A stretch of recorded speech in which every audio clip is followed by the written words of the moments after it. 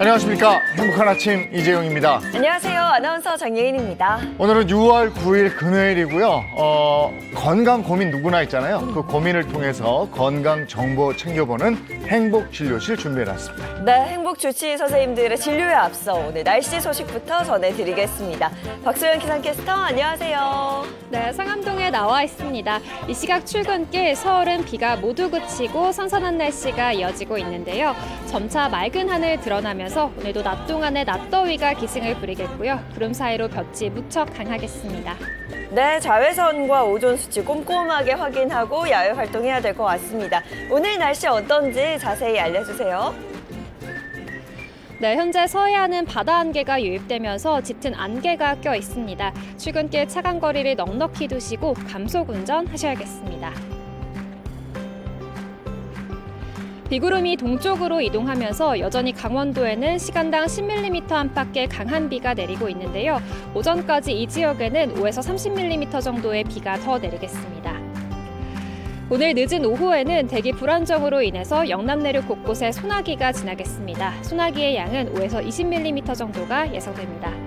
오늘 한낮 기온 살펴볼 텐데요. 남부를 중심으로는 한여름 더위가 예상됩니다. 서울은 28도, 광주 30도, 대구는 30도까지 오르겠습니다.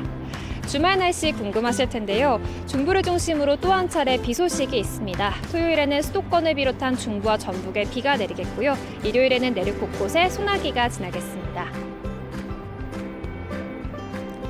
주말 동안 비나 소나기가 내릴 때 벼락이 치거나 돌풍이 불고 또 우박이 떨어질 수 있습니다. 안전사고에 유의하셔서 행복한 주말 보내시기 바랍니다. 지금까지 날씨 전해드렸습니다.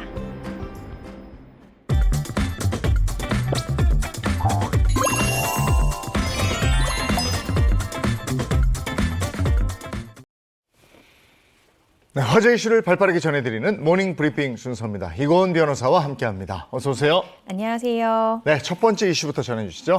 네, 첫 번째 이슈, 분당선 순회역 에스컬레이터 역주행 사고입니다. 경기 성남시 이 분당구 순회역에서 에스컬레이터가 역주행하는 아찔한 사고가 발생했습니다. 경기도 소방재난본부 등에 따르면 어제 오전 8시 20분쯤 이 순회역에서 2번 출구 상행 에스컬레이터가 뒤쪽으로 역주행하는 사고가 발생했는데요. 사고가 난 에스컬레이터는 지상으로 이동하는 이용객들을 태우고 정상적으로 작동하던 중에 갑자기 일시정지하더니 수초 뒤에 뒤쪽으로 빠른 속도로 밀려 내려가면서 이용객들이 아래쪽으로 밀리다가 서로 뒤엉키기까지 한 것으로 파악이 됐습니다. 이 사고로 이용객 3명이 다리와 허리 등에 상처를 입어서 병원에서 입원 치료를 받고 있고요. 그 외 11명은 비교적 가벼운 상처를 입어서 치료를 받은 뒤 현재 귀가한 상태라고 합니다. 일각에서는 이번 순회역 사고가 제대로 된 관리가 이루어지지 않아 발생한 것이 아니냐라는 지적이 나오고 있습니다. 뭐 정확한 사고 원인은 나와봐야 알겠지만 시민들의 불안감은 커질 수밖에 없는 상황인데요. 지난달 의정부시에서도 에스컬레이터 사고가 있지 않았었나요? 맞습니다. 지난달 31일에도 네. 의정부시에 있는 한 노후화된 이 상가 건물에서 에스컬레이터가 2개 층 아래로 붕괴되는 사고가 발생했습니다. 다행히 인명피해는 없었지만 건물 전체에 이 안전 문제가 심각한 상황에서 7일까지도 붕괴 사고 사실이 건물 안팎에 공지가 되지 않아서요. 노인 위주 이용객들 다수가 현재 이 건물의 고층을 방문하고 있는 상황이라고 합니다. 심지어 매체의 취재 결과 이 붕괴 사고 발생한 직후에 누구도 119나 112에 신고를 하지 않았다는 거예요. 그래서 붕괴 사고 발생 닷새 만인 지난 5일 이상가 건물 구분 소유주 중 한 명이 의정부시청을 방문해서 이 사고 사실을 알린 것으로 확인이 됐습니다. 여전히 방문객의 방문이 이어진다고 그러는데 붕괴로 인한 정확한 당시 상황이 어느 정도였습니까? 그 의정부시에 따르면요. 지상 5층에서 6층을 연결하는 이 에스컬레이터 한 조가 수직으로 무너져서 붕괴가 됐다라고 합니다. 당시에 4층 바닥이 뻥 뚫렸고요. 심지어 3층까지도 잔해물이 떨어졌다라고 합니다. 다행히 인명피해는 발생하지 않았지만 건물 내에는 뭐 무도장이나 사우나 등 다중이 이용할 수 있는 시설들이 있어서요. 하마터면 이 대형 참사로 이어질 수 있었던 아찔한 사고였습니다. 에스컬레이터는 그동안에는 게임 사고 이 정도 우리가 봤는데 역주행 사고라니 이게 웬일이며 엘리베이터가 주저앉아서 붕괴된다. 근데 안전점검 같은 것을 늘 했을 텐데 네. 안전하다는 결과를 얻었으니까 이렇게 운행을 했을 거란 말이에요. 그렇죠. 그러면 안전점검은 도대체 누가 하는가? 이 부분도 좀 눈여겨봐야 될 것 같습니다. 네. 지금 노후화된 건물이 점점 많아지기 때문에 이런 안전점검 꼭 제대로 해야 되겠다 이런 생각이 드네요. 다음 이슈 전해주십시오. 네, 다음 이슈. 쓰러진 자신을 도와준 이들을 찾는 사연입니다. 출근길 서울 지하철 9호선을 이용하던 중 실신한 여성이요. 자신을 도와준 사람들을 찾는다라는 글을 올려 화제가 되고 있습니다. 이 글쓴이 A씨는요. 지난 7일 한 온라인 커뮤니티에 이날 오전 9시 20분에서 35분 사이에 9호선 종합운동장역에서 도와주신 분들을 찾습니다라는 글을 올렸습니다. 이 글쓴이 A씨는 응급실에서 모든 검사를 받고 퇴원하는 길에 이제야 정신을 차리고 글을 올린다라면서 지난 7일 자신에게 일어난 아찔한 사고에 대해 설명을 했습니다. 해당 글에 따르면 이 A씨는 출근 중에 갑자기 숨이 안 쉬어졌다고 합니다. 그래서 객실 내부에 있는 기둥을 잡고 쭈그려 앉아 있었다고 하는데 그러다가 상태가 좋지 않다라는 점을 느끼고 다음 역에서 내리려고 일어섰다가 그대로 쓰러져서 5분에서 7분 정도 실신을 했다라고 기재했습니다. 그리고 A씨가 눈을 뜬 곳은 지하철 9호선 이 종합운동장역의 스크린도어 앞이었고요. 많은 분들의 도움을 받고 있는 상황이었다고 합니다. 특히 출근 시간 9호선 지하철 정말 혼잡하거든요. 네. 그런 상황에서 그럼에도 불구하고 도움의 손길을 내민 분들이 계셨군요. 네, 아직 세상은 정말 살만합니다. 네. 실제로 A씨가 눈을 딱 떠보니까요. 사람들이 막 자신을 흔들어 깨우고 119에 신고를 하고 영무원을 부르는 등 많은 분들이 도움을 주고 있는 상황이었다라고 합니다. 특히 한 중년의 여성이 자신의 더러워진 손을 계속 주물러주면서 도와주기도 했고요. 특히나 이 한 청년이요. 자신의 머리에 이 본인의 가방을 받쳐주고 지하철 몇 개를 놓쳐가면서까지 끝까지 옆에서 도와준 젊은 남성이 있었다고 하는데 이 남성을 A씨가 찾고 싶다라면서 당시에 너무 경황이 없고 몸을 가누지 못해서 멀리 앉아서 인사만 드렸다라면서 출근식 길이라서 시간도 없어질 텐데 이 도와준 모든 분들께 감사드리고 꼭 인사드리고 싶다. 이 글 보시면 꼭 연락을 달라라고 적으셨습니다. 쓰러진 여성을 외면하지 않고 모든 시민분들이 다 같이 합심을 해서 구해준 거죠. 네. 그렇죠. 근데 또 그걸 잊지 않고 저를 구해준 분들 너무 고마워요. 찾고 싶어요. 또 이런 거고. 네. 이런 모습 보면 참 우리가 아직 따뜻한 세상에 살고 있구나 이런 생각이 들고요. 네. 가끔가다 너무 외면하고 지나갔다. 이런 뉴스 보면 이거 이런 세상에 살아야 되나 싶기도 하다가 이런 소식 들리면 좋습니다. 자, 다음 이슈 전해주시죠. 네, 세 번째 이슈. 이유 있는 출산율 하락입니다. 우리나라의 지난해 합계 출산율 0.78명으로 이 OECD 38개 국가 중에 합계 출산율 0명대를 기록한 유일한 나라입니다. 따라서 정부에서도 이 출산율을 올리기 위해서 많은 예산을 투입하고 있지만요. 혼자일 때보다 대출을 받거나 청약을 넣을 때 오히려 더 불리해지는 제도 때문에 문제가 좀 제기되고 있습니다. 집을 마련하기 전까지 그래서 나는 혼인신고를 더 미룬다. 이런 분들도 실제로 많이 늘어나고 있는데요. 네. 실제 디딤돌 대출의 소득 기준이 이 부부 합산 연소득 6천만 원 이하, 또 생애 최초 신혼, 2자녀 이상 부부가 7천만 원 이하가 기준인데요.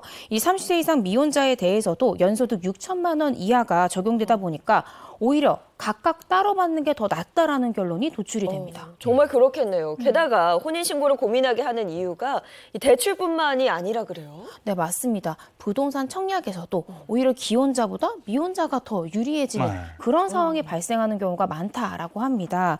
30대 김모 씨는요, 첫 아이 출산을 앞두고 이 신혼부부 특별공급 유형으로 청약을 넣었다고 합니다. 그런데 자녀가 한 명이어서 우선순위에 밀리게 되면서 결국 청약에서 떨어졌다고 하는데요. 이 김 씨는 차라리 내가 혼인신고를 안 하고 남편과 각각 독립세대주로 청약을 했으면 됐을 것이다 라면서 혼인신고한 걸 후회한다라고 말하기도 했습니다. 게다가 이 신혼부부 특별공급의 부부 합산 소득 요건은 이 미혼 청년 특별공급 요건보다 더 엄격한데요. 이러한 결혼 페널티는 이 출산율 하락으로 이어질 수 있기 때문에 대출, 청약 등 이 초기 재산을 형성하는 과정에서 기혼자가 미혼자보다 오히려 불리하지 않도록 하는 실질적인 제도 방안 마련이 필요한 상황입니다. 아니 저거부터 진짜 좀 바로 잡아줘야 되겠네요. 네. 이럴 때 이제 해외 사례를 보게 되는데 해외 사례는 어떻습니까? 독신보다도 자녀가 있는 집은 좀 혜택이 큽니까? 네, 그렇습니다. 대부분의 외국에서는요, 네. 자녀가 있으면 더 많은 조세 혜택을 받고요, 또 현금 지원도 더 많이 받는 것이 일반적입니다. 하지만 한국에서는 아이가 있는 가구의 독신 가구 대비 세금 혜택이 OECD 국가 중 하위권에 머무는 것으로 확인이 됐는데요. 즉 한국에서는 아이가 있든 없든 비슷한 정도의 조세 부담을 지우고 있다, 이런 의미로 이해하시면 될 것 같습니다. OECD에서 발표한 두 자녀, 호벌이 그리고 독신 가구 조세 부담 격차를 좀 보면요. 한국에서는 두 자녀 호벌이 가구의 조세 부담이 이 독신 가구보다 3.8%포인트 낮은 반면 이 OECD 평균은 약 9%포인트가 더 낮았습니다. 즉, 이 OECD 평균이 한국의 2배를 넘은 거고요. 외국에선 아이를 낳으면 상대적으로 조세 부담이 훨씬 덜한 것을 알 수 있습니다. 이는 한국에서 심각한 저출산 문제에 대응을 위해서는 자녀가 있는 가구와 이 혼인 부부에 대해서 이 세제 지원을 확대해야 된다라는 지적이 나오고 있는 지점입니다. 이게 세금 정책이 제가 어제 어디 신문에서 봤는데 네. 획기적이더라고요. 네. 그러니까 이게 엄청나요. 와, 이렇게 세금을? 근데 왜냐하면 아이를 셋 낳았으면 네. 지금 당장은 세금을 확 줄여줘도 이 세 아이가 나중에는 국가에 세금을 내는 아이가 되잖아요. 그러네요. 이런 걸 좀 생각을 해 볼 필요가 있지 않을까. 네. 그런 느낌이 들었어요. 오늘 세금 얘기 이거 잘했네. 자, 오늘 모닝 브리핑 여기까지 하겠습니다. 이건 변호사와 함께했습니다. 고맙습니다. 고맙습니다. 그 올해 여름에 네. 여느 해보다 더 더울 것이다, 이런 기상청 예보가 있던데 들으셨어요? 들었습니다. 네. 벌써 걱정이에요. 네. 지금도 한낮에는 정말 더운데 지금보다 더 더워진다고 하니까 정말 큰일입니다. 심지어 영국 기상청에서는요, 올해 여름이 역사상 가장 더운 여름이 될 것이다 라고 얘기를 했다 그래요. 가뜩이나 여름에 덥고 그러면 기력 빠지고 그 어르신들, 나이 드신 분들은 더 힘들잖아요. 네. 여름 건강을 어떻게 지킬 것인가, 지금 이 화면을 보시면 도움이 좀 되실 겁니다. 함께 보시죠. 건강해지고 싶다면 내 몸을 위한 메디컬 토크쇼 닥터 하우스와 함께하세요. 안녕하세요, MC 이정수입니다. 안녕하세요. 내과 전문의 장혜인입니다. 자, 오늘 내과 전문의 분을 이렇게 모시고 얘기를 나눌 건데 무슨 얘기 나눌지 굉장히 궁금합니다. 그 전에 이정수 씨, 네. 제가 SNS 잘 살펴보고 있는데, 네. 아, 제 거요? 예, 양곱창 좀 자주 드시는 것 같은데 혹시 좋아하시나요? 아, 그게 엄청 좋아합니다. 우리 아내가 그 목이 좀 까실까실할 때 기름칠해야 된다고 소곱창을 그렇게 먹거든요. 소곱창 먹고, 이 대창 먹고, 거기다가 이제 마지막에 이제 딱 끝나고 나면 아이스 아메리카노 딱 먹으면 속이 착 좋거든요. 예. 근데 그거 왜 물어보세요? 다음 날 혹시 속이 많이 더부룩하거나 화장실 좀 자주 가고 싶지 않으시던가요? 아, 그러고 보니까 이게 먹고 나면은 장에서 뿌글뿌글 하면서 속이 좀 안 좋았던 기억이 좀 있는 것 같아요. 그래서 준비했습니다. 오늘의 주제는 성인 3명 중 1명에게 발병한다. 대장암의 싹, 대장용종입니다. 암 중에 이제 제일 무서운 게 그 대장암 아니겠습니까? 그렇습니다. 특히 예. 요새 젊은 층에서는 네. 대장암 발병률이 전 세계 1위를 이미 찍었고요. 예. 국내 암 사망률은 전체 네. 3위에 달할 정도로 아주 흔하고도 무서운 질환이 돼버렸습니다. 이제. 아, 그렇군요. 대장암에는 그럼 무슨 증상이 있습니까? 일반적으로는 그냥 대변에서 피가 나고 변이 좀 가늘어지면서 배도 아프고 빈혈도 생기고 전에 없던 설사나 변비가 생기기도 합니다. 네. 근데 대부분 초기 대장암에서는 증상이 없기 때문에 이제 치료 시기를 놓치고 단순한 배탈이나 장염인 줄 알고 그냥 혼자 계시다가 늦게 발견되시는 분도 많습니다. 그런데 이렇게 무서운 대장암은 처음부터 이렇게 생기는 게 아니고 대부분 대장 용종에서 발전을 하는데 용종에서 대장암까지 가는 시간이 보통 10년 이상 걸립니다. 그래서 만약에 초기에 대장 용종을 발견할 수 있다면 요건 대장암 사망률을 확 줄일 수 있습니다. 아, 그렇군요. 대장 용종이 그 대장암의 싹이었군요. 이게 용종이라는 게 그 혹인 거죠? 맞습니다. 대장 점막의 표면 위로 돌출돼 있는 혹을 대장 용종이라고 부르는데 네. 대부분 이제 조직 검사를 하면 네. 60% 정도가 선종으로 나오게 됩니다. 이 선종이 대장암으로 넘어가는 이제 대장암의 싹이라고 볼 수 있습니다. 아, 가만히 있자.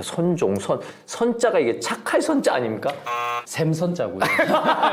예. 아, 죄송합니다. 예, 선 안 넘으시면 돼요. 아, 그렇군요. 예, 예. 그래서 이렇게 솟아있다. 예, 예. 뭐 이런 뜻인 것 같은데, 예. 그러면은 이 용종이 이 악화되는 경우가 흔한가요? 용종은 아무래도 증상이 없다 보니까 방치하면서 악화되는 경우가 많습니다. 실제로 한 50대 남성 환자분이 네. 한 달 동안 대변에서 피가 나왔는데 네. 본인이 통증이 없으니까 단순한 그냥 치질인 줄 알고 계시다가 너무 안 멎으니까 불안해서 병원에 오셨는데 검사를 했더니 초기 대장암이 발견돼서 내시경으로 완전 절제 이후에 지금 완치 판정받고 그냥 계신 분도 계십니다. 그럼 이제 대장암으로 이제 되기 전에 이 싹을 빨리 찾아서 없애야 될 텐데 이게 어떤 검사를 해야 확인할 수 있습니까? 대장 용종이 악화하게 되면 표면에서 좀 출혈이 생길 수 있기 때문에 대변 자멸 검사라고 해서 대변을 뽑아서 피를 보는 검사가 있습니다. 그런 검사도 가능하고 대장 안에 이제 조영제를 관장해서 대장 조영 검사를 찍을 수도 있습니다. 복부 CT도 찍을 수 있지만 뭐니 해도 대장 용종을 확인하는 데는 대장 내시경 검사가 가장 정확한 검사입니다. 그런데 솔직히 그 검사를 받아야 된다는 거 아는데 무섭잖아요. 이게 이 용종 나오고 막 이럴까 봐. 근데 용종이 나오면 무조건 이게 수술해야 되는 겁니까? 대장 내시경을 하다가 용종이 발견되면 즉석에서 시술로 간단하게 대부분 제거를 할 수 있습니다. 만약에 사이즈가 많이 크거나 아니면 점막 밑으로 침윤한 진행성 대장암 소견이 보이면 시술을 하지 않고 수술로 넘어갈 수도 있습니다. 하지만 이런 경우가 그렇게 흔하진 않기 때문에 너무 걱정 안 하셔도 됩니다. 아, 그러면 이제 이게 악성이 아니라도 이거 제거해야 돼. 무조건 그냥 용종만 있으면 제거해야 되는 건가요? 대체적으로는 발견하는 족족 제거하기를 권장하고 있습니다. 그 이유가 첫 번째로는 이 발견한 용종이 확률적으로 선종일 확률이 좀 높고 두 번째로는 육안으로 선종과 비선종을 100% 구분은 어렵기 때문입니다. 다만 의사가 봤을 때 사이즈가 너무 작거나 자랄 가능성이 낮거나 선종이 아닌 것으로 본인이 판단이 되면 꼭 제거를 하지 않을 수도 있습니다. 아, 그렇군요. 이게 무조건 그냥 막 보인다고 다 튀어나왔다고 다 제거하는 게 아니고. 예. 아, 그렇습니다. 얘기를 듣고 보니까 이 대장암의 싹, 이 용종, 이게 이제 제거하면 되는데 그래도 가장 중요한 건 예방해서 안 생기게 하는 게 가장 좋을 거 아니에요? 그런 방법이 있습니까? 맞습니다. 이 우리 대장암은 이 선진국형 질환입니다. 이 영양이 풍족해지면서 운동이 줄어들면서 생기는 질환이고 과하고 균형 잡히지 않은 영양 섭취랑 신체 활동이 떨어지면서 비만이 많아지면서 증가한 질환이기 때문에 이런 걸 줄이기 위해서 기름진 적색육 그리고 가공 처리된 햄이나 소세지 같은 식품들 섭취를 줄이시고 하루에 한 15분에서 30분 정도 가벼운 땀나는 운동만 하셔도 충분히 예방되기 때문에 추천드리고요. 제일 중요한 거는 정기적인 검진을 하시는 게 도움이 되겠죠. 이제 45세가 넘어가면 대장암 발병률이 많이 증가하기 때문에 보통 그때 첫 대장 내시경을 본인 증상에 맞춰서 고려해 보시면 좋겠고요. 만약에 검사를 받았을 때 용종이 보이지 않는다면 굳이 자주 하실 필요는 없고 한 1년에서 3년 사이 담당 의사와 상담하여 결정하시면 되겠습니다. 이 대장암의 조기 진단과 예방에는 정기적인 검진이 필수적이기 때문에 꼭 검사를 자주 해보시기를 바랍니다. 지금까지 대장암의 싹, 대장 용종을 싹 지우는 방법에 대해서 알려주신 장혜윤 원장님과 함께했습니다. 감사합니다. 감사합니다.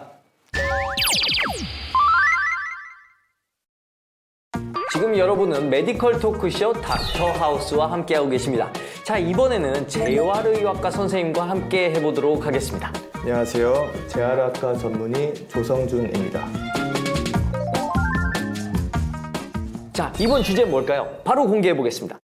손가락에 통증이 느껴진다면 손가락 퇴행성 관절염과 방아쇠 수지 증후군입니다.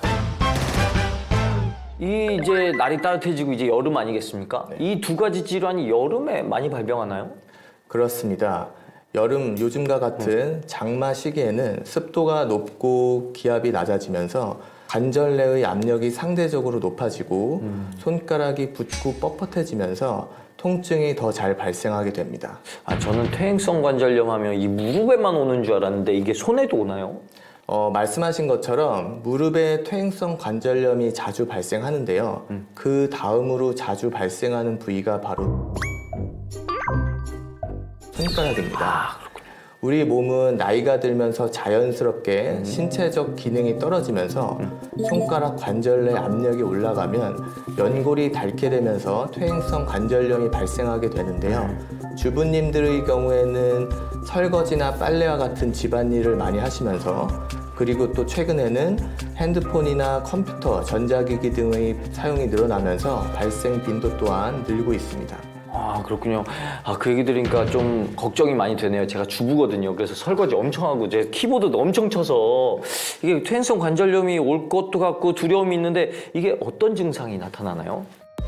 손가락 퇴행성 관절염은 손가락 끝마디가 통증이 생기거나 붓고 아침에 일어났을 때 뻑뻑한 증상이 생기기도 하고 심해진 경우에는 끝마디가 붉어지거나 돌출이 되는 변형이 발생하기도 합니다.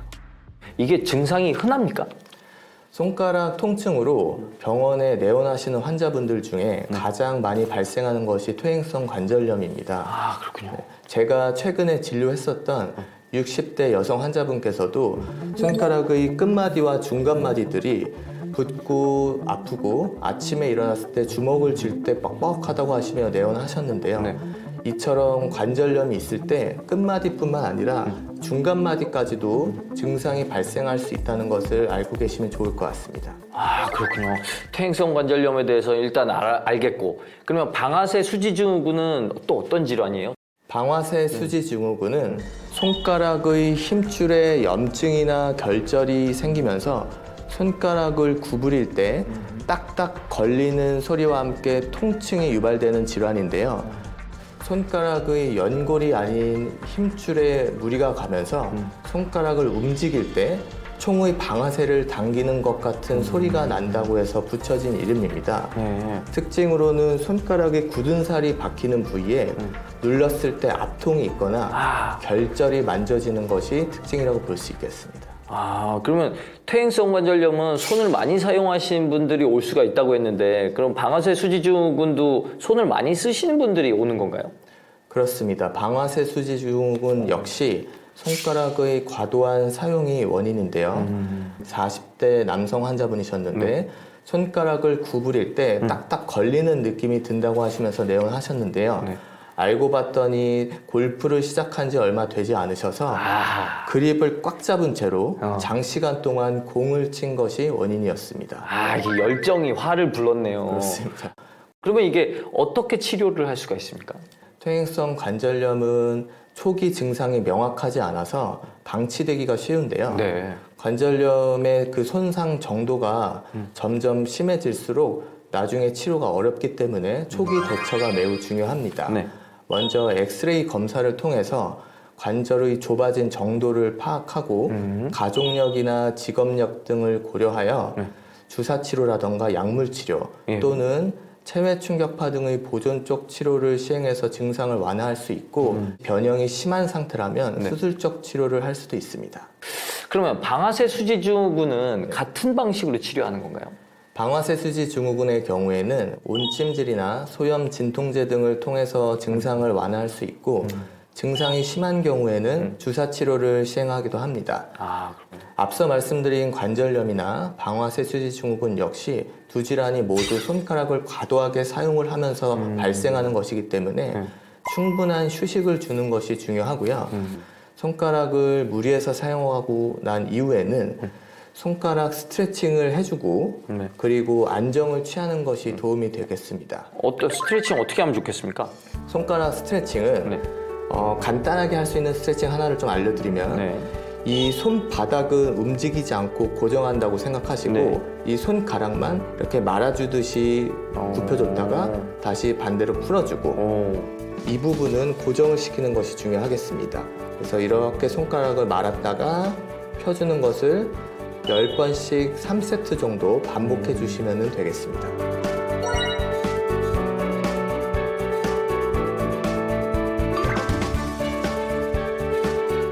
지금까지 손가락 통증을 유발하는 두 질병의 정체와 그리고 또 해결 방법까지 이렇게 들어봤는데요. 오늘 좋은 얘기 해주신 조성준 선생님께 감사드리겠습니다. 고맙습니다. 자, 닥터하우스 오늘 여기까지고요. 다음 이 시간에도 더 유익한 정보로 돌아오도록 하겠습니다. 감사합니다.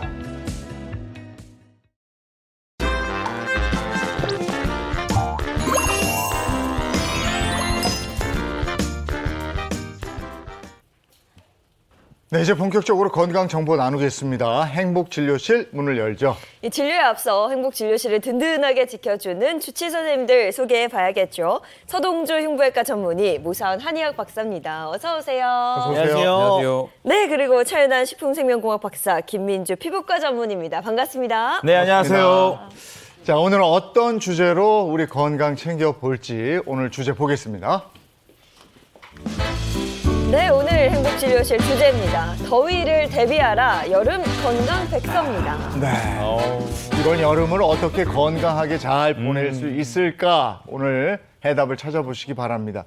한낮에는 참 덥는데 아직까지는 그래도 그쵸, 그냥 밤에는 선선한 또. 바람이 불어서. 오. 네. 아니, 그런데 또 생각해 보면 몇 년 전만 하더라도 저희 아파트가 이제 이쪽 창문 열고 이쪽 창문 열면은 맞바람 불어갖고 뭐 에어컨 한 여름 내내 한 2번 이 정도밖에 안 켰는데 벌써 2번 켰어요. 그러니까 점점 더 더워지는 것 같아요, 요즘. 그러니까요. 근데 이 체감상의 더위만 그런 게 아니라 실제로 여름철 전력 수요가 필요한 그 시기 또한 좀 앞당겨졌다고 합니다. 보통 8월 둘째 주쯤이 최고 수준을 나타내는 전력 피크가 올 여름은 7월에 발생할 가능성이 있을 것으로 판단이 됐습니다. 이럴 때마다 우리가 얘기하는 게 기후변화, 온난화, 북극곰이 힘들어요. 맞아요. 우리가 실감을 잘 못하다가 전기요금 딱 보면 맞아. 실감이 확 나죠. 그렇구나 하는 거죠. 아니 그런데 우리가 일반적으로 여름에 정말 다른 건 다 먹어도 먹지 말아야 될 게 이제 더위 먹는 거잖아요. 이 더위 먹으면 몸이 정말 축 처지고 싫은데 그 더위 먹을 수 있는 기간이 한 달 가까이 그 이상 늘어난다고 하는 거니까 건강관리 정말 주의해야 될 것 같습니다. 네, 맞습니다. 이 대한민국 벌써 더워지고 있는데요. 이번 주말도 더위가 있다고 예상하고 있더라고요. 그래서 이른 더위에 이 건강상 당부드리고 싶은 말씀들이 너무 많아서 오늘 건강 백서 준비해봤습니다. 일단 우리가 더위 있으면 여러 가지 조심할 게 너무 많아요. 뭐 더위로 인한 뭐 열사병이나 혹은 식중독은 물론이고요. 또 사실 강한 자외선으로 인한 뭐 피부 질환도 좀 문제가 되죠. 또 이제 뭐 장기간이고 곧 있으면 휴가철이잖아요. 이제 휴가철 되면 여러 가지 사건 사고 혹은 뭐 감염이나 사실 질병들도 좀 걱정을 해야 될 때입니다. 그렇기 때문에 이런 건강상 사실 여러 가지 신경 쓸 일이 많기 때문에 오늘 건강 백서 준비해봤습니다. 네, 우리 여름철 뭐 건강 관리가 한 해의 건강을 좌지우지한다는 얘기가 있는데요. 한의학 이론 중에 동병하치, 합병동치라고 합니다. 그러니까 겨울에 난 병이 여름에 가서 낫고 여름에 난 병이 겨울에 가서 낫는다. 어찌 보면 그냥 겨울에 났던 게 시간 지나서 낫는다라는 얘기도 될 수 있는데요. 기간을 한번 생각해 보십시오. 겨울에 났던 병이 그러니까 10월에 났던 게 한 7월쯤 와서 난다는 얘기예요. 그러니까 6, 7개월 동안 아플 수 있으니까 미리미리 병을 챙기자. 사실 이건 병을 예방하자라는 얘기가 더 큰 거고요. 네. 그만큼 여름철 좀 관리를 잘해 두셔야 겨울까지도 건강할 수 있고 한 해가 건강할 수 있게 되겠습니다. 네. 맞습니다. 여름을 무탈하게 잘 넘어가는 게 굉장히 중요한데요. 이 여름 건강하면 첫 번째로 떠오르는 게 피부 건강입니다. 아무래도 볕이 굉장히 강하다 보니까 자외선 차단도 신경 많이 써야 되고요.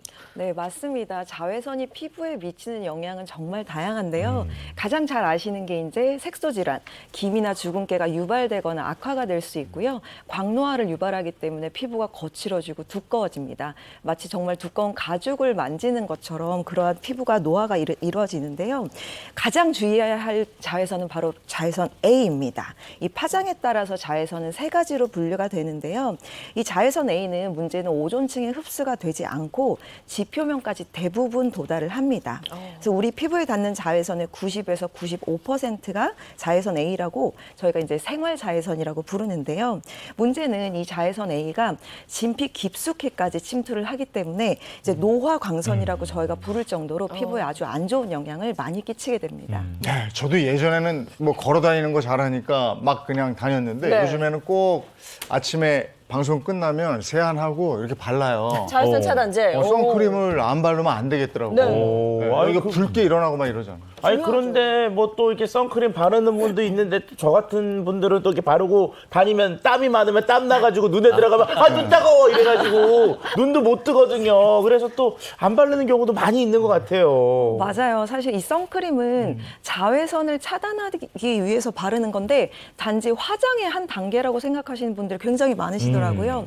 이 예전에 한 예능 프로에서 이 정글에 가는 예능 프로가 있었어요. 거기서 이 한 남자 배우분이 똑같이 말씀하셨어요. 무슨 남자가 선크림을 바르냐. 상남자 안 발렸죠, 이거. 그래서 선크림을 안 바르고 딱 하루를 생활하고 바로 그냥 미용적으로 얼굴이 그을린 게 문제가 아니라 되게 심한 화상을 입었어요, 얼굴에. 그래서 그날부터는 되게 고생을 하면서 열심히 바르시더라고요. 네. 물론 거기가 여기보다는 당연히 자외선이 센 곳이기는 하지만 정말 자외선 차단제를 바르는 게 얼마나 중요한지 알려주는 단적인 예가 됐다고 생각이 듭니다. 네, 근데 이게 평소에도 잘 발라야 된다고 알고 있는데 이게 알기만 하지 깜빡하거든요. 내가 뭔가 마음먹고 야외 활동을 하지 않는 이상 이 선크림을 잘 안 바르게 되는 것 같아요. 네, 많은 분들이 이 선크림의 중요성 아직 잘 모르시는데요. 이 선크림만 잘 바라도 사실 우리 몸에 사실 피부에 노화를 막을 수 있습니다. 제가 굉장히 충격적인 사진을 하나 준비했는데요. 한번 보시면서 설명드리도록 하겠습니다. 지금 네, 사진 속 주인공분은요. 90대 여성분이신데요. 딱 한눈에 봐도 얼굴 피부와 목 피부가 상당히 차이가 나죠. 네.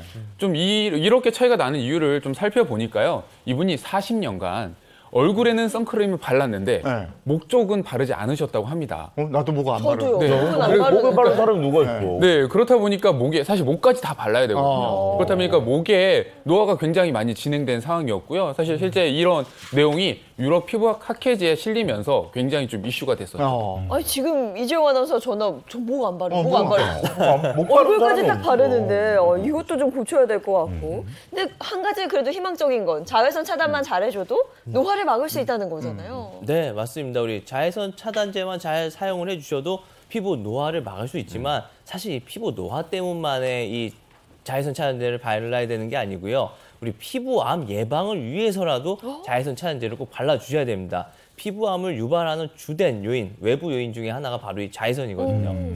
피부암은 우리 쪽보다는 서구 사람들이 많이 그쵸, 걸린다. 그쵸. 그죠? 저도 이렇게 돼 그렇더라고요. 있는데 인식이. 네, 맞습니다. 우리 동양인은 사실 피부암 환자가 그렇게 많지가 않았습니다. 그러다 보니까 피부암은 그냥 서구의 암이다라고 생각을 하면서 우리가 좀 가볍게 생각을 했었는데요. 최근 이 피부암 환자 발생률 추이를 한번 살펴보시면요. 지난 10년간 국내 피부암 발생 환자 수가요. 2배 이상 급증한 것이 나타나고 있습니다.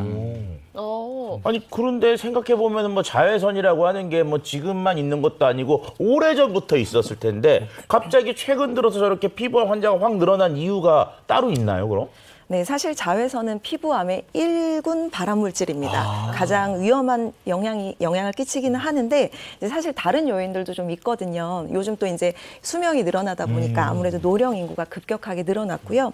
요즘 예전보다 야외 활동 많이 하시잖아요. 레저 활동도 많이 하시고 그러다 보니까 자외선 더 많이 보게 되고 이 암이나 장기 이식 환자들처럼 면역 저하자가 예전에 비해서 많이 늘어났습니다. 그래서 이제 예전보다 말씀하신 것처럼 자외선은 항상 있었지만 예전에 비해서는 사실 피부암이 많이 증가한 것이 사실입니다. 네. 근데 제가 알기로 피부암에 걸리면 이제 피부에 점이 생긴다 들었는데 저도 여기 점이 몇 개 있거든요. 근데 이게 피부암은 아니잖아요, 이게. 네, 사실 점이라고 해서 피부암이 되는 것은 아닌데요. 네. 문제는 단순한 점이라고 생각해서 방치를 하다가 진단이 늦어지는 경우가 있거든요. 그게 이제 가장 큰 문제가 되는데요.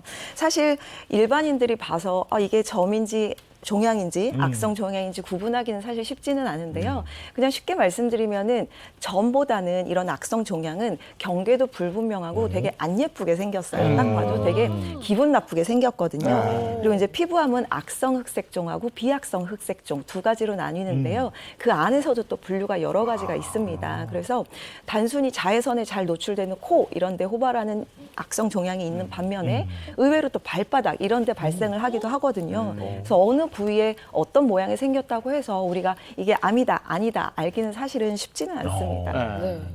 그 내 몸이라고 해서 여기 어디 점이 생겼네. 이거 바로 좀 이상한데. 뭐 이거 발견하는 게 쉽지 않거든요. 네, 굉장히 쉽지 않죠. 그래도 이 시간에 아마 김윤주 원장님께서 피부암에 대해서 조금 알려주실 텐데요. 그 차이 조금 알아두시면 주변의 사람들 건강 또한 또 챙길 수 있기 때문에 한번 좀 꼭 알아주시면 좋겠습니다. 얼마 전에 이 다른 사람의 피부암을 미리 발견해서 병원에 가서 치료받을 수 있게 한 사실 이 케이스가 있어서 소개를 할까 하는데요. 한 한국계 예비 의대생이요.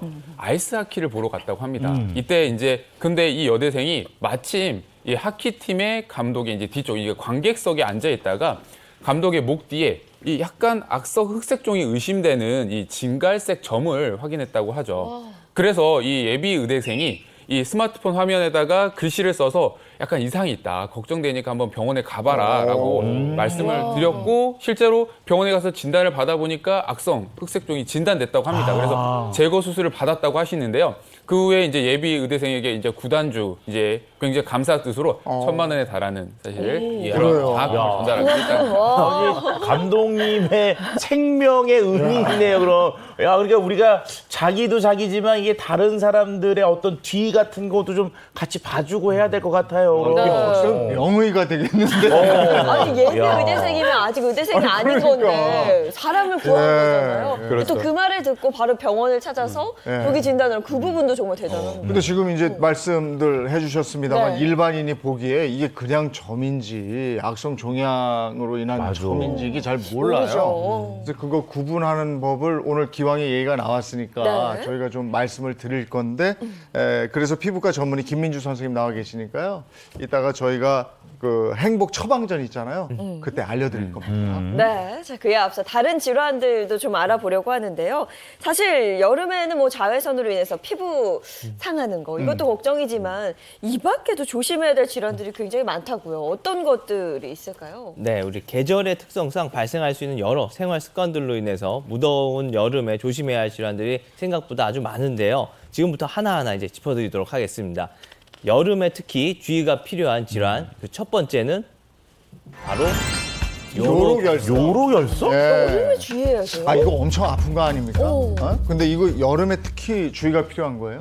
네, 특히 여름에 주의가 필요한 이유는 일단 여름에는 땀이 많이 나게 되죠.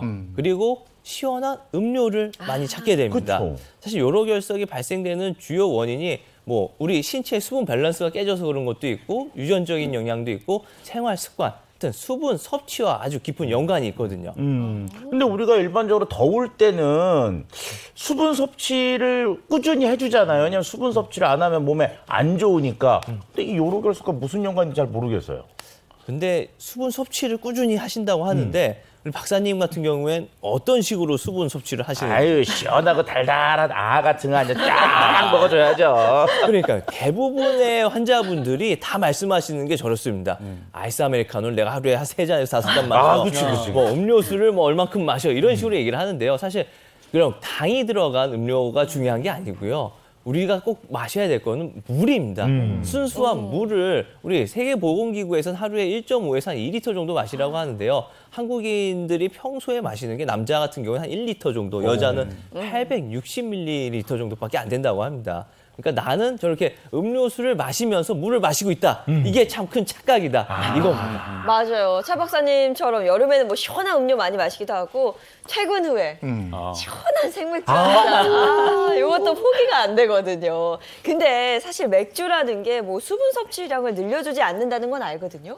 근데 기분상으로는 뭔가 맥주를 마시면 뭐 수분 섭취가 잘 된 것 같고 이런 착각을 들게 해요. 이게 좀 문제인 것 같습니다. 네, 그렇습니다. 사실 여름철에 생맥주, 시원한 생맥주 굉장히 좋아하시잖아요. 많이들 네. 찾으시는데요. 하지만 특히 이 생맥주 요로결석에 있어서 주의하셔야 하는데요. 여름철에 물 대신 이렇게 시원한 맥주를 많이 마시게 되면요. 오히려 요로결석의 발생 위험을 높일 수가 있는데요. 일반적으로 알코올의 섭취량이 증가하게 되면요. 우리 몸 안에서 소변 중에 칼슘과 인산염의 이 농도가 높아지고요. 그리고 혈중에 요산의 수치가 높아져서 이로 인해서 결석의 발생 위험이 높아지게 됩니다. 또 이 맥주에 들어있는 옥살레이트 성분이 이거 자체가 또 장기간 섭취하게 되면 이 요로결석의 사실 원인 중에 하나가 될 수 있기 때문에 주의하셔야 되죠. 요로결석은 그리고 재발이 잘 된다고 그러던데 이게 맞습니까? 네, 확실히 맞습니다. 이건 제가 직접 경험을 해봐서 알고요. 이게 3년 주기로 제가 벌써 3번 고생을 했거든요. 요로결석 때문에 제가 행복한 아침도 한 번 빠졌었어요. 네, 그랬을 정도로 이 재발이 잘 되니까 평소 이제 생활 습관을 좀 더 잘해 주셔야 되고 또 중요한 거는 내가 치료가 됐다 하더라도 6개월에서 1년 사이에 이렇게 가서 초음파만 보면 되거든요. 검진을 계속 하면서 혹시 신장 안에 돌이 생긴 건 아닌가 체크를 해보시고 이게 단순히 아프다고 해서 끝나는 게 아니고요. 이 요로결석으로 인해서 요로 감염이나 신부전증이 생길 수 있으니까 반드시 좀 미리미리 관리해 주셔야 됩니다. 네, 알겠습니다. 자, 이어서 다음 질환도 한번 알아볼까요? 보여주시죠. 자, 여름에 특히 주의해야 할 질환입니다. 당뇨병. 네, 당뇨, 여름철 관리 잘 하셔야 되는데요. 무더운 여름은 사실 여러 가지 이유로 인해서 이 폭염 속의 혈당 관리에 사실 적신호가 켜지는 시기이거든요. 사실 더욱더욱 이 당뇨 관리에 철저히 필요한 이유 중에 하나가 되겠죠. 특히 지금부터 그 부분에 대해서 하나하나 짚어볼까 하는데요. 먼저 주의해야 할 이 당뇨 환자 주의사항 첫 번째는요. 맨발로 다니지 마라입니다. 아니 잠깐만요. 여름에 이렇게 당뇨 환자 같은 분들 시원한 과일 주스나 시원한 탄산 음료도 당 때문에 먹지 말아라 그것도 억울한데 네네. 아니 날 더운데 시원한 샌들 이런 거 뭐 슬리퍼 이것도 신지 말고 양말에 운동화 신고 다니라는 거 이거 좀 너무한 거 아닙니까 이거? 네, 굉장히 좀 힘들지만 지키셨으면 좋겠습니다. 네, 말씀하신 것처럼 아무래도 사실 여름철 덥다 보니까 맨발에 뭐 샌들이나 슬리퍼 많이들 신으시잖아요. 근데 문제는요, 장시간 이렇게 맨발로 걷다 보면 우선 발에 상처가 생기기가 쉽고요. 이로 인해서 이렇게 생긴 상처는요, 잘 낫지 않아서 염증으로 발생할 이제 가능성이 큽니다. 그래서 다소 조금 답답하시더라도 꼭 이제 맨발 대신 여기에 약간 통풍이 잘 되는 면 양말을 꼭 신으시는 게 좋겠습니다. 네. 또 외출 후에는 발 관리를 조금 더 철저히 하실 필요가 있는데요. 발 관리를 하지 않다 보면 습도가 높다 보니까 뭐 무종균이나 혹은 이 염증이 잘 발생할 수 있거든요. 이제 특히나 이제 당뇨 환자분들은 이런 상처가 잘 낫지 않습니다. 그리고 염증이 더 발생할 가능성이 커서 이게 미세하게 염증이 발생하게 되면 여기서 발가락 사이에서 염증에서 끝나는 게 아니라 이게 전반적으로 사실 세균 이게 생기는 봉화지경까지도 발생할 수 있기 때문에 더 주의가 필요할 것 같습니다. 아니, 맨발로 이렇게 다니다 보면 어디선가 모르게 요만한 돌들 굴러 들어와가지고 맞아요. 발바닥이 아플 때가 있어요. 네네. 근데 그냥 일반적으로는 괜찮지만 당뇨병 환자들은 당뇨발이라는 게 있으니까 상처나면 덧나니까 염증 생기고. 큰일 나니까 지금 말씀도 맞는 것 같아요. 자, 이게 염증으로 이어지면 큰일 납니다. 자, 네. 다음 주의사항은 뭐가 있습니까? 네, 당뇨 환자가 주의해야 할 사항 두 번째는요. 단 음식의 유혹을 참아라입니다. 그렇지. 이거는 뭐 당연하지만 안 되죠. 그렇지. 네. 아우. 앞서서도 우리 단 음료 때문에 이제 뭐 고생을 할 수 있다 이런 말씀들을 좀 드렸었는데요. 여름철만 되면 사실 단 음료만 먹는 게 아니고 아이스크림도 먹고 우리 또 건강 생각한다고 과일을 많이 먹잖아요. 근데 과일도 여름철 과일은 왜 이렇게 다 단 건가요? 수박, 참, 네. 메론, 포도 이런 애들은 너무 달잖아요. 단 거는 결국에 내 입에 들어와서 내 몸에 당을 자꾸 올리게 됩니다. 이로 인해서 혈당이 급상승될 수 있으니까 여름철에 가급적이면 우리 토마토나 오이처럼 수분이 많은 채소 위주로 많이 먹어주시는 게 건강 관리엔 더욱더 도움이 되겠습니다. 아우 네. 맛은 없어. 맛은 없어. 또 다른 주의사항은 뭐가 있을까요? 네, 주의해야 할 이 당뇨 환자의 주의사항 이 세 번째는요. 저녁 식후에 운동을 하자입니다. 네, 아무래도 여름에는 날씨 덥다 보니까 땀을 굉장히 좀 많이 흘립니다. 그리고 이로 인해서 사실 운동 후에 열사병이나 탈수로 인해서 좀 문제가 될 수 있고요. 또 혈당을 더 높일 수 있기 때문에 좀 주의가 필요하고요. 공복에 운동하게 되면 저혈당의 위험이 높기 때문에 이제 그렇기 때문에 조금 날씨가 선선해지는 저녁 후에 식후에 운동을 해주게 되면 혈당 조절에도 도움이 되기 때문에 당뇨 환자분들은 저녁 식후에 운동할 걸 권하고 있습니다. 아니 요즘 7, 8시쯤에 이렇게 나가보면 저는 경의선 숲길 이렇게 걷는데 네. 야, 그 사람 많아요. 너무 많죠. 운동들 알아서들 잘 하시더라고요. 시원시원하기도 하고. 자, 당뇨 관리하시는 분들은 각별히 더 신경을 쓰시고요. 다음 질문 보겠습니다. 자, 여름에 특히 천식이요. 주의해야 할 질환, 천식. 천식이라고 하면 이게 여름 감기와 좀 연관이 되어 있어서 그런 걸까요? 네, 혹시 여름 감기는 개도 안 걸린다. 그렇지. 라는 말 들어보셨죠? 들어봤죠? 맞아. 그게 왜 그러냐면은 아무래도 추운 겨울보다는 좀 따뜻한 어떻게 보면 더운 여름에는 감기 좀 걸려도 조금 수월하게 넘어가지 않나라는 말에서 유래가 됐다고 하는데요. 정말 이건 옛날 얘기입니다. 요즘은 그렇지가 않아요. 요즘은 독감하면 사실 겨울이잖아요. 근데 여름에도 독감 환자 굉장히 많고요. 특히 이제 코로나 이후에 이제 호흡기 호흡기 질환에 우리가 많이 취약해져 있는 게 사실입니다. 그리고 또 이제 아무래도 아까 말씀드린 것처럼 여름에는 감기 좀 걸려도 금방 낫겠지 하고 관리 안 하시는 경우가 많거든요. 근데 여름에 감기가 계속 지속되다 보면 이제 가을, 겨울로 넘어가면서 이 천식의 악화 요인이 될 수 있기 때문에 사실 주의가 필요합니다. 네. 근데 지금 뭐 말씀하신 대로 여름 감기는 멍멍이도 안 걸린다 그러는데 요즘 보면은 집에서 주인도 걸리고 멍멍이도 걸리고 둘 다 감기 걸려가지고 이렇게 골골골 하는 경우들이 좀 있거든요. 이거 아무래도 문명의 이기 때문이 아닌가 생각이 되는데 맞습니까? 네, 이미 2번 트셨다고 말씀하신 에어컨 때문이 아닐까 싶습니다. 냉방 시설인데요. 예전에 비해서는 다들 어디를 가나 너무너무 시원하잖아요. 가정집뿐만 아니라 뭐 은행을 가도 뭐 전철을 타도 식당에 가도 너무 시원한데요. 문제는 적정 온도를 유지하지 않는다는 겁니다. 밖에는 너무 덥고 안에는 너무 춥고 이렇게 온도 변화가 극심하다 보면 당연히 호흡기 질환에 더 취약해질 수밖에 없고요. 또 여름이 되면 이제 장마, 태풍 이런 이상 기후가 잦아지기 때문에 예기치 못한 날씨에 노출되는 경우가 굉장히 많아집니다. 그리고 환경적인 이유도 생각을 해보면 이런 오존층 파괴 같은 환경 오염 등도 이 천식의 주요 악화 요인으로 꼽을 수가 있습니다. 요즘에도 어디 저 레스토랑 같은 데 들어가면 에어컨을 너무 세게 틀니까요. 맞아. 더덧 하나 가져가지 않으면 맞아. 너무 좀 추워요. 어떻게 보면.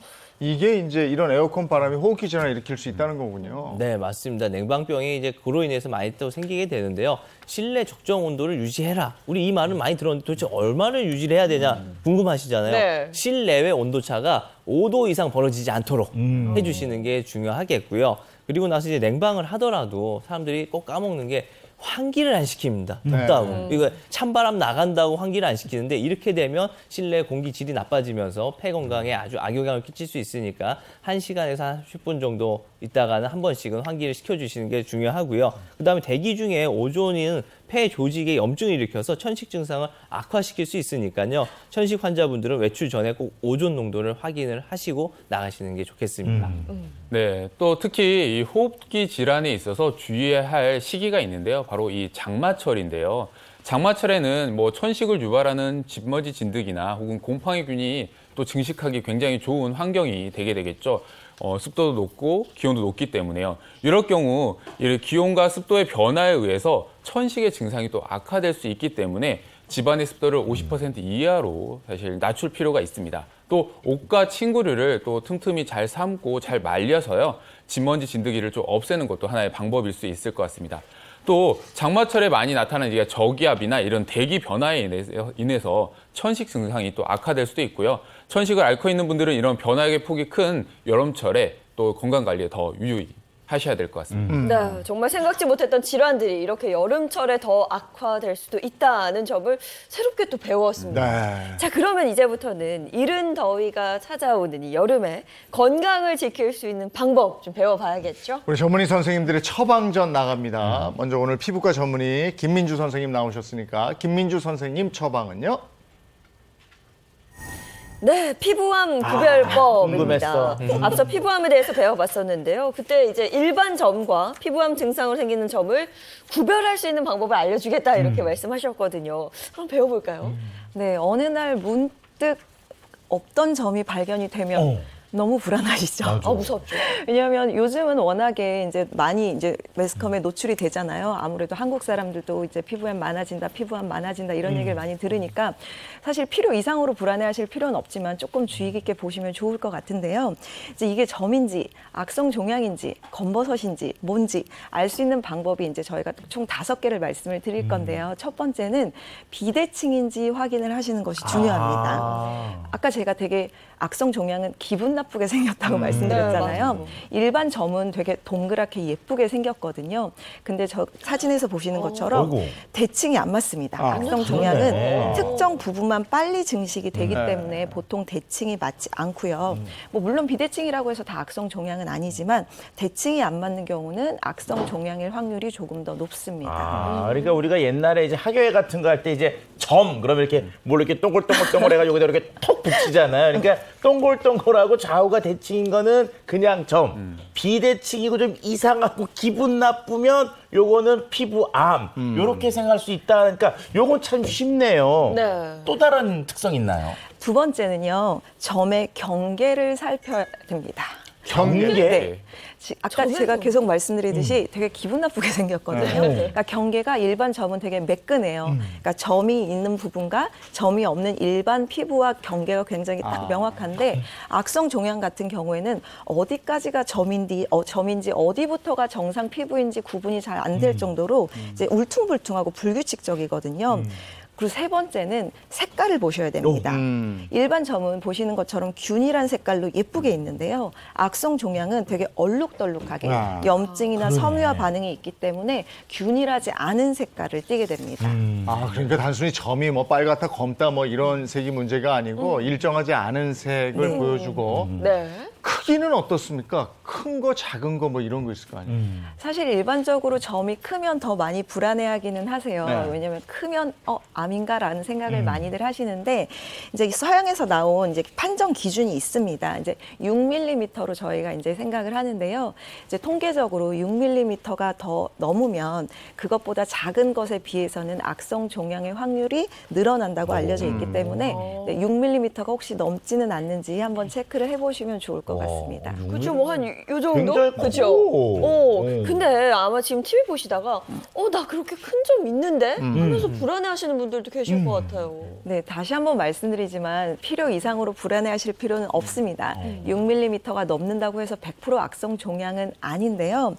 이제 다섯 번째로 이게 제일 중요할 수 있는데 모양의 변화를 살피셔야 됩니다. 그러니까 이게 단순히 점이 어렸을 때 있던 점이 계속 있을 수도 있고 계속 감을 수도 있고 조금은 커질 수도 있는데 혹시나 크기가 빠르게 변하진 않는지 매끈했던 경계가 갑자기 불분명해지진 않는지 그러니까 이 암세포들이 이제 스스로 증식과 복제를 하면서 계속 커지거든요. 그래서 이게 크기의 모양의 변화가 생기는지 이 변화를 체크하는 것이 사실 굉장히 중요합니다. 네. 그래서 요약해서 말씀드리면 일단 비대칭인지 확인을 하시고요. 그리고 경계가 불규칙적이지는 않은지 그리고 색이 균일하지는 않은지 그리고 크기가 6mm 이상은 아닌지 그리고 모양과 크기 이런 것들이 변하지는 않는지 이 다섯 가지를 체크하시면 좋겠습니다. 선생님 근데 갑자기 궁금한데요. 혹시 피부암 관련해서 점이 생겼을 때 통증 같은 게 따라오나요? 어때요? 사실 통증이 있다고 무조건 악성 종양은 아닙니다. 이제 일반적인 양성 종양의 경우에도 이제 크기가 크거나 깊이 있는 경우는 통증이 있을 수 있기 때문에 근데 통증이 있다고 해서 무조건 악성 종양이라고 생각하실 필요는 없습니다. 네. 저도 여기 뭐가 나는데 아프던데요? 근데 악성은 아니거든요. 그리고 나이가 들면 왜 여기에 자꾸 점들이 생겨요? 맞아. 이게 점이 뭐가 아니고 생겨. 검버섯 같은 거 아니에요? 지금 말씀하신 것처럼 점이 아니라 검버섯이에요. 검버섯. 그렇죠. 네. 이런 거 어떻게 뭐 빼요? 네, 시술로 간단하게 제거하실 수 있고요. 병원 가서. 네. 알겠습니다. 네, 뭐 없던 점이 생겼다거나 혹은 점이 갑자기 커졌을 때 지금 구별법 기억해 주셨다가 병원 한번 찾아보시면 좋을 것 같습니다. 자, 처방전 계속 가겠습니다. 네. 모성원 선생님 거예요. 여름 보양 음료입니다. 이게 여름 보양식은 우리가 많이 들어봤는데 보양 음료는 뭐예요? 네, 일단 여름 보양 음료 이 재료를 이름을 들어보면 어쩌보면 알 수도 있거든요. 사실 한의학에서는 여름철 면역력을 높여주고 호흡기 질환 치료에 가장 많이 사용하는 약재이기도 합니다. 오늘의 보양 음료 주된 재료 주인공은 바로 맹문동입니다. 아, 맹문동. 그거 차로 들어봤어요. 즐겨 먹는 거 맞죠? 네네. 그거 왜 애벌레 같이 생긴 거? 네, 맞습니다. 맹문동 애벌레처럼 생긴 약재 맞고요. 흔히들 차로 제일 많이 챙겨 드십니다. 근데 맹문동의 이명이 혹시 뭔지 아세요? 이명, 다른 이름. 뭐예요? 불사초라고 합니다. 불사초. 불소. 네, 진시황이 맹문동을 불사초라고 또 명명을 했다고도 하고요. 이게 국립국어원의 대사전에도 불사초라고 등재가 되어 있대요. 그리고 승정원 일기에도 우리 임금님들이 여름철 보양식으로 가장 많이 챙겨 먹은 약재로서 이 맹문동이 나와 있는데 그 횟수가 무려 한 1000회 정도. 우와. 이게 기록된 것만 해도 1000회라고 그러고요. 우리 영조 임금님 빠질 수 없잖아요. 장수하신 임금님 하면 영조 임금님께서도 이 맹문동을 즐겨서 먹었다고 합니다. 네. 근데 그 맹문동을 보면 그런 생각이 들어요. 저걸 어떻게 먹었다는 것인가? 다려 먹은 건가요? 승정원 일기에서 이제 말하기를 맹문동을 가루 내서 임금님들이 상시 복용할 수 있도록 했다고 하고요. 우리 영조 임금님께서는요 가루만 내서 먹은 게 아니라 맹문동을 주 원료로 하는 맹문동과 인삼, 오미자가 들어간 생맥산을 즐겨서 드셨다고 합니다. 그게 맹문동을 그렇게 하면 생맥산이거든요. 근데 생맥산은 뭔가 그 어감이 시원하잖아. 그쵸. 맥주. 아, 그러니까 현대는 생맥주고 과거는 그렇지. 생맥산이네. 근데 그 저 맹문동을 즐겨 드셨던 무슨 특별한 이유가 있을 거 아닙니까? 네, 일단 맹문동은 이름부터 불사초라고 했잖아요. 네. 겨울에도 죽질 않고 이 푸르름을 유지하면서 자기의 생명력이 강하다는 걸 입증을 했기 때문에 임금님들에게 저희 어이들이 이제 진상을 해서 복용을 하게 했고, 그리고 맹문동에는 아주 좋은 영양 성분들이 많이 있는데요. 일단 칼슘이 많이 들어있고요. 칼륨, 마그네슘, 인 같은 성분들이 많이 들어있습니다. 그리고 이 뿌리 식품인데 이 뿌리 약재들은 특유의 그 진액 성분들이 많이 있어요. 그러니까 우리 여름에 땀 많이 나면 진이 빠졌다 이렇게 맞아. 표현을 하잖아요. 네. 그 진이 빠졌을 때 그 진을 보충을 해줄 수 있다 해가지고 여름에 이 맹문동을 많이 섭취를 하게 됐고, 맹문동은요 아까 전에 그 좋은 성분들이 많이 우러나려면 사실 그냥 생약재로 사용하기보다는 한번 이렇게 덮어서 볶아서 차로 마셔주면은 그 약재를 더 효율을 높일 수가 있습니다. 네. 그럼 본격적으로 한번 배워볼까요, 선생님? 근데 이건 배운다라고 얘기하기도 참 못한 게 네, 너무 쉬워요. 너무 간단하잖아요. 맹문동 차거든요. 네. 네, 첫 번째 비법은 바로 이 맹문동 차인데, 아까 말씀드린 것처럼 맹문동을 한번 후라이팬에 좀 이렇게 볶아가지고 차로 만드는데, 혹시 보리차 할 때 보리를 한 몇 분이나 끓이는지 아세요? 제가 보리차를 또 사서 먹어만 예전에 저 어렸을 때는 네. 어머니가 늘 집에서 보리차 끓이고 끓일 계셨는데 수 있어요. 오. 한참 끓였던 것 같아요. 그때도 한참 끓였다 생각하지만 보리차는요 채 5분에서 10분이 넘질 아, 않습니다. 맞아요. 네. 근데 맹문동은 그렇게 해서는 맛이 우러나질 않습니다. 못해도 한 2시간 정도는 아주 푹 고아줘야지만 야. 맹문동의 유효 성분이 추출이 되거든요. 이건 뭐 곰탕 끓이듯이. 그러니까. 그럼 가스요금 그때 많이 나오겠어. 날도 더운데 불 앞에 있어야 되는 거예요. 맞습니다. 날도 더운데 누군가 하나는 희생을 해서 그렇게 해야 되는데요. 여기서 좀 더 쉽게 만들 수 있는 방법이 있는데, 수침을 한다고 그래서 미리 맹문동을요 물에 담가 놓는 겁니다. 한 1시간 이상. 그러니까 밤에 전날 저녁에 담가 놓고 다음날 아침에 그렇게 되면 한 30분에서 1시간 정도만 끓여주셔도 유효 성분이 충분히 나와서 우리가 원하는 효과를 낼 수가 있습니다. 네, 뭐 물처럼 마시는 거긴 하지만 그래도 이게 약재잖아요. 하루에 먹는 양이 좀 정해져 있을 것 같은데. 만약에 맹문동을 차로 복용을 하고 싶다 하면은 하루에 뭐 한 10g 정도? 그러니까 주먹으로 쥐고 한 반 정도만, 한 주먹 가득은 위험하고요. 한 반 주먹 정도만 드시는 게 좋은데, 맹문동은 여름철 약재라고 그랬잖아요. 그러니까 그 성질이 좀 냉해요. 그래서 너무 많이 먹게 되면 설사를 할 수 있고요. 그리고 여름철에 감기인데 오한 감기, 막 추위를 느끼는 이런 오한 감기일 때는 맹문동을 드시면 안 됩니다. 그때 피해 주셔야 됩니다. 예, 이게 저 몸을 좀 차갑게 하는군요. 네, 싹 가라앉힐 수 있기 때문에 그때 좀 피해 주셔야 돼요. 그러니까 그런 점은 좀 주의를 하시고 드시면 되겠고. 저는 아까 궁금한 게 그 왕들이 그 영조대왕이 먹었다는 네. 생맥산. 네. 그거 맛이 궁금해요. 오미자도 넣고 하네요. 네. 사실 앞에 보면 하얀 거 하나 있고 빨간 거 하나 있고 네, 있습니다. 두개 있어요. 하나는 맹문동차, 하나는 생맥산이거든요. 야. 한번 마셔보십시오. 아니 네. 뭐 느낌은요, 야 투명한 건 소주, 이건 맥주 이런 느낌인 것 같아요. 생맥산 먼저 마셔볼까요? 야 잠깐만. 오, 시큼, 새콤하네, 새콤. 침이 싹 고이네요. 씁쓸한 맛도 끝에 좀 나기도 하고. 와 이거 몸에 좋은 느낌 확 온다. 와, 근데 처음 딱 들었을 때 그 새콤함. 그쵸? 여름철에 네. 입맛 없을 때 입맛 살려주는 그 새콤함이에요. 그리고 네. 진짜 산이 제법 많이 들어 있어서 네. 침이 싹 돌면서 뭔가 기력이 확 올라오는 느낌? 이런 맛이 진짜 있어요. 시원하게 먹으면 피로가 좀 풀리겠는데요? 네, 색깔도 예쁘잖아요. 색깔도 네. 예쁘고 이름부터 생맥산이잖아요. 우리 맥이 없어졌을 때 살아나게 한다. 맥이 살아나게끔 하는 약이다 해서 생맥산이거든요. 우리 한방에서 사실 그렇게 많지 않은 응급약 중에 하나가 바로 이 생맥산입니다. 아까 우리 서동주 원장님께서 여름철 뭐 탈수, 열사병 말씀 많이 하셨는데요. 우리 아침 조회할 때 보면 예전에 보면 이제 여름철에 여학생들 꼭 몇 명 쓰러지는 애들이 있어요. 아, 예전에 왜 그 더운데 애들은 운동장에 나가서 애가 마지막으로 노파심에 끝내면서 기억나요? 다시 한번 당부하긴. 아, 왜 이래? 네. 그렇게 열사병이 왔을 때, 갑자기 쓰러졌을 때 먹어야 되는 약이 바로 이 생맥산입니다. 그래서 생맥산은 사실 이렇게 차로서 만들지도 않고요. 이름부터 생맥산이잖아요. 가루로 만들어 놓는 거예요. 우리 항시 보면 우리 예전에 이렇게 한약사들이 우리 뭐 영화 보면 이렇게 막 맨날 그쵸, 뭘 하나 그게. 갈고 있잖아요. 그게 바로 이 생맥산 가루를 내고 있는 겁니다. 응급 환자 왔을 때 바로바로 줘야 되니까.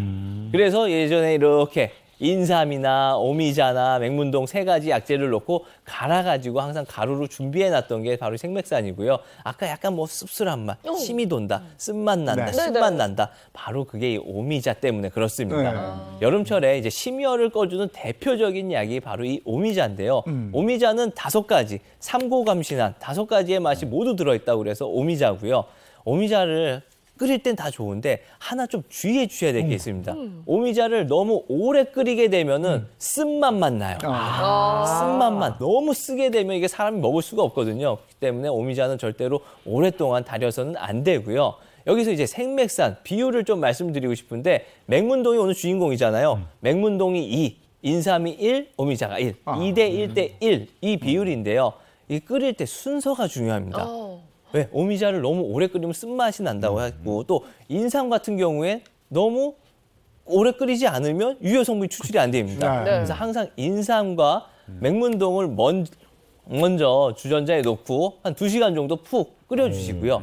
그 다음에 오미자를 한 1시간 정도, 30분에서 1시간 정도 끓이고 그 둘을 합쳐가지고 이제 한 번 더 30분 정도 데워가지고 드시면 됩니다. 네. 아니 그럼 총 2시간을 끓이는 건데 인삼은 우리기도 따로 우리고 끓이는 것도 또 끓여야 되는 거예요? 네, 맞습니다. 인삼은 진짜 그 질이 외벽이 너무 튼튼해갖고 웬만해서는 유효 성분이 추출이 안 돼요. 그렇기 때문에 가루로 또 내서 먹는 것도 하나의 이유가 되겠습니다. 네. 그렇게 오래 끓이고 우러내서 드시고 예, 오미자는 마지막에. 네, 네. 마지막에.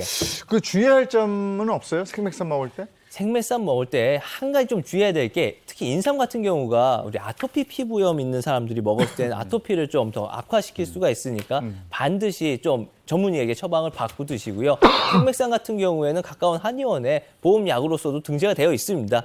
뭐 끓이고 하는 게 너무 귀찮다 하면은 한의원에 한번 내원을 하셔서 진맥하시고 처방을 받아서 복용하는 것도 좋겠습니다. 네, 여름 보양 음료 만드는 법 배워봤습니다. 네. 배운 거 맞죠? 네, 배운 거 맞습니다. 우리 맛이 진짜 입맛을 싹 돌게 하는 맛. 그렇죠. 네. 네, 잘 들어봤고요. 이번에는 서동주 선생님 처방 좀 보겠습니다.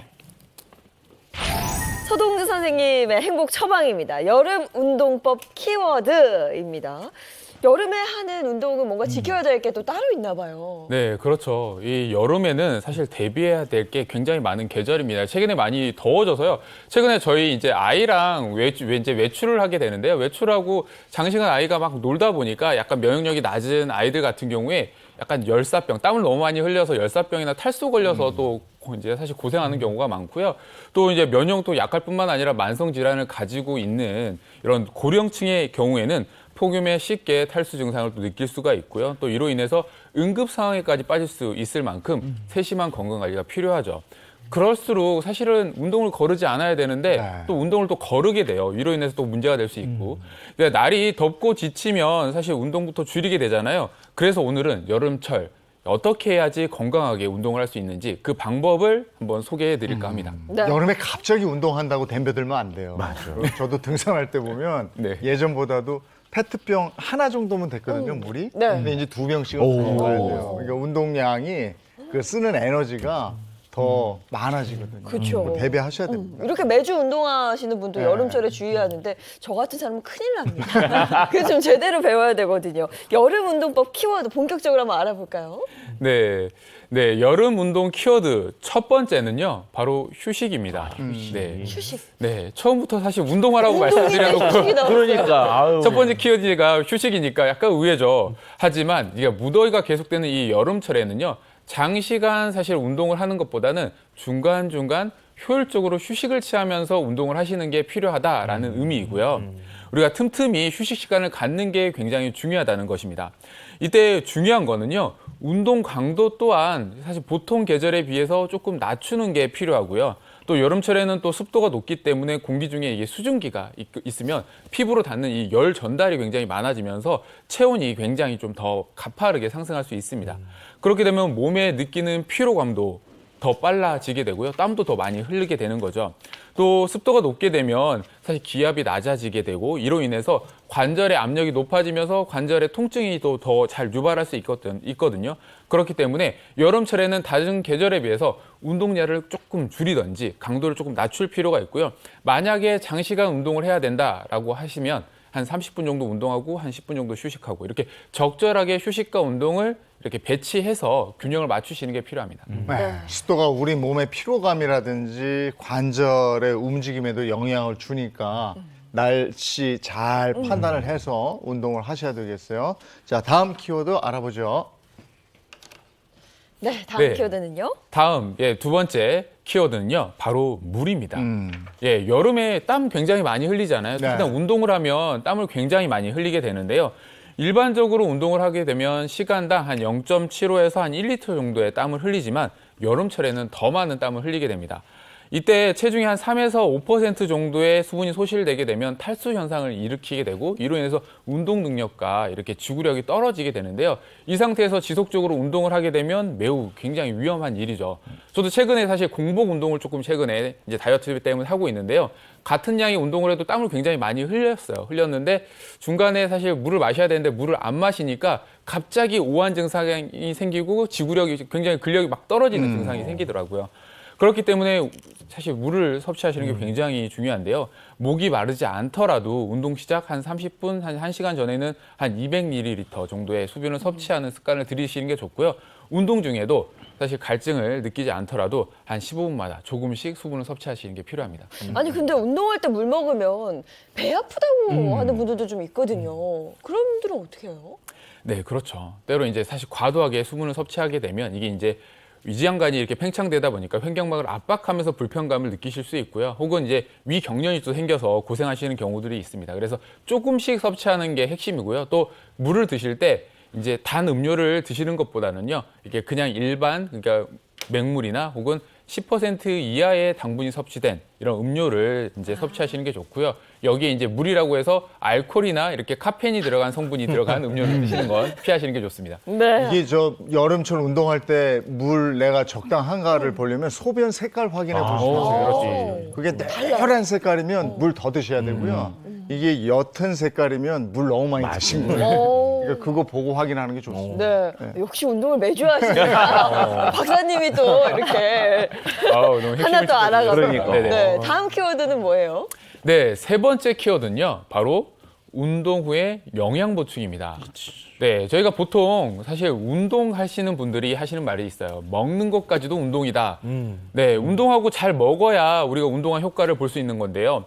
근데 많은 분들이 보통 운동을 하고 나면 식욕이 막 넘쳐서 너무 많이 먹는 거 아니야? 라고 생각들을 하시는데 여름철에 이제 운동하고 나면 땀을 많이 흘리고 나면요. 오히려 기력이 떨어져서 사실 음식까지 잘 안 먹게 되는 경우들이 많습니다. 하지만 나이가 들수록 여름철 건강 관리를 위해서는요. 건강하게 운동을 하시고 나서 적절하게 영양 섭취를 하셔야지 운동 효과를 볼 수 있다라는 거 꼭 아셔야 되고요. 불균형한 이 식사를 하게 되면 오히려 영양 부족이 올 수 있고요. 이로 인해서 면역력도 떨어지고 이로 인해 각종 질병에 쉽게 걸릴 수 있기 때문에 주의가 필요합니다. 그래서 또 이렇게 입맛이 없다고 해서 약간 시원한 국물류나 혹은 너무 찬 음식만 이렇게 선호하시는 경우들이 있어요. 이런 경우에는 오히려 뭐 설사 등의 혹은 위장관 질환에 발생할 가능성이 높기 때문에 적절한 이런 과일 그리고 채소, 뭐 콩류를 비롯한 그러니까 단백질 섭취, 그러니까 탄수화물, 단백질, 지방의 적절한 조합, 비율을 맞춰서 섭취하시는 게 가장 중요할 것이라고 생각됩니다. 여름 과일은 너무 좋죠. 맞아요. 참외, 수박 뭐 얼마나 맛있습니까? 맞습니다. 그런데 우리가 일반적으로 여름에는 영양적으로 봤을 때는 정말 잘 챙겨 드셔야 되거든요. 근데 입맛 떨어지잖아요. 그러면 이제 수박이나 참외 같은 과일 한두 개 드시고 그냥 난 그만 이렇게 되면 영양소가 부족하기 때문에 건강을 잃을 수가 있습니다. 아울러 수박이나 참외 같은 경우는 수분 함량이 매우 높은 특성이 있는 과일이고요. 거기에다가 이렇게 단단한 조직에 갇혀 있다 보니까 드시게 되면 장 깊은 데까지 수분을 갖고 내려가는 특성이 있다 보니까 심부 체온을 떨어뜨리는 특성이 있어서 배탈을 일으킬 수가 있습니다. 그래서 그런 걸 적정히 잘 지키면서 드시는 거 필요합니다. 네, 거기다가 여름 과일은 꼭 냉장고에 넣어두고 정말 차갑게 해서 먹잖아요. 어떤 과일을 먹는 게 좋을까요? 자, 일단 여름철에 가장 중요한 건 입맛을 유지하는 건데요. 참외와 수박은 당도는 높지만 산도가 낮은 특성이 있어요. 그래서 여름철에는 복숭아 같이 좀 새콤한 맛을 갖고 있는 과일을 종종 드시는 것이 필요합니다. 이 복숭아 같은 경우는 이 구연산과 같은 다양한 유기산이 들어있고요. 비타민과 무기질도 풍부할 뿐만 아니라 혈액순환을 원활하게 하는 데 도움이 되고요. 면역력을 예방하는 데 높이는 데도 도움이 되기 때문에 가끔 수박, 참외 말고 복숭아도 좀 드시는 게 좋을 것 같습니다. 네, 여름 운동 주의법 그리고 운동 후에 영양 보충하는 방법까지 이렇게 오늘도 이루는 완벽합니다. 네, 노력하겠습니다. 고맙습니다. 고맙습니다. 예, 이제 본격적으로 더워질 텐데 네. 여름 건강 챙기는 비법 알아봤습니다. 고맙습니다. 고맙습니다. 주말에는 뭐 소나기 얘기도 있고 이래요. 네, 주말에는 전국 곳곳에 비 예보가 나와 있습니다. 기상 정보 잘 확인하시고 야외 활동하시면 좋겠습니다. 좋은 하루 보내시고요. 저희는 다음 주 월요일 아침 7시 30분에 돌아오겠습니다. 행복한 아침, 행복한 하루, 그리고 행복한 주말 보내십시오. 고맙습니다. 고맙습니다.